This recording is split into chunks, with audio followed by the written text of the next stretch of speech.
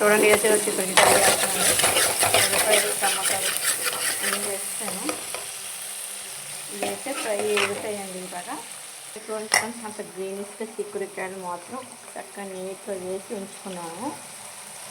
ఈ ఆనియన్స్ అంతా ఫ్రై అయిపోయాక అవి వేసేస్తా. ఆనియన్స్ వేగే కదండి, మనం చిక్కుడుకాయలు వేసేద్దామండి. చిక్కుడుకాయలు వేసేస్తే దీప వాటితో పాటు వేగుతాయి. అలా దగ్గరికి బాగా మనకి వేగిదాకా ఉంచుకుంటే ఒక టేస్ట్ వస్తుంది.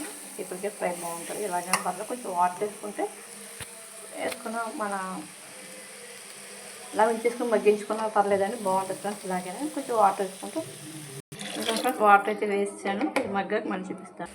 కొంచెం దగ్గరికి అయితే వస్తుంది. ఇంకా బాగా దగ్గరికి అయితే కొంచెం వాటర్ కూడా లేకుండా మన దగ్గరగా చేసుకోవచ్చు. మా చిక్కుడుకాయ కర్రీ అయితే అయిపోయిందండి.